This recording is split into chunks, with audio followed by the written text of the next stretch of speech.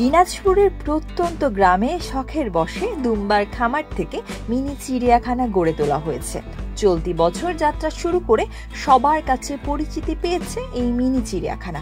এখানে ভিড় করছেন প্রতিদিন অসংখ্য মানুষ। ছোট্ট পরিসরে হলেও দর্শনার্থীরা নিচ্ছেন পরিপূর্ণ স্বাদ।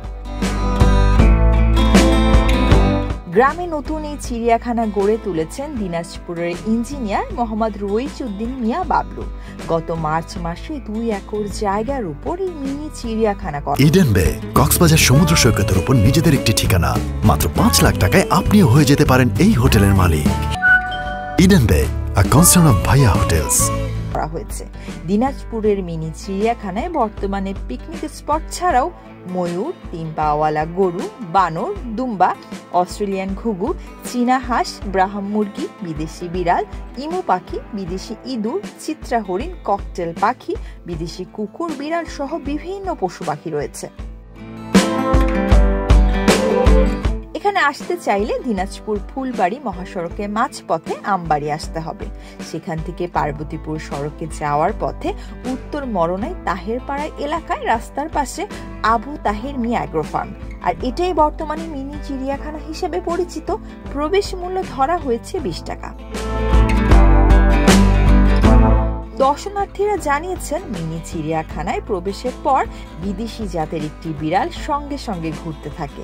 মনে হয় এই চিড়িয়াখানা ঘুরে দেখানোর গাইড হিসেবে বিড়ালটি দায়িত্ব পালন করছে।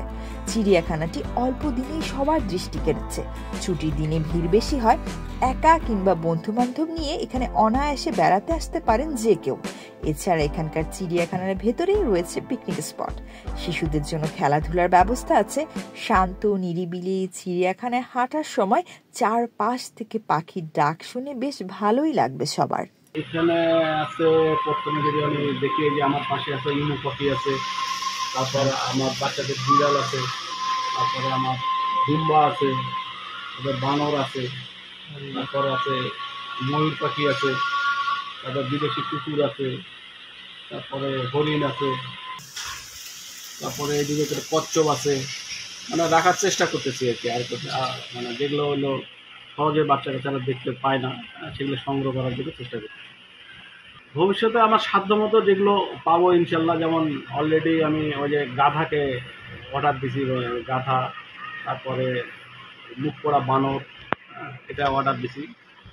এরকম আরও যদি পাওয়া যায়, যখন যেটা পাওয়া যায় এমনিতে আমার কাছে খবর দেয় যে এই জিনিসটা পাওয়া গেছে, তখন সেটা কালেকশন আমার সাধ্যমতো কালেকশন করা। আসলে আমাদের এই জায়গাটা হলো ফুলবাড়ি, পার্বতীপুর, দিনাজপুর, এই 3 জায়গাটার মাঝখানে।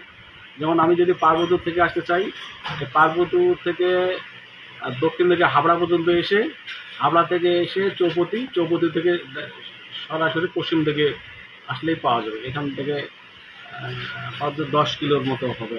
থেকে উত্তর মন্ডাই বলে, উত্তর মন্ডাই তাহেরপাড়া।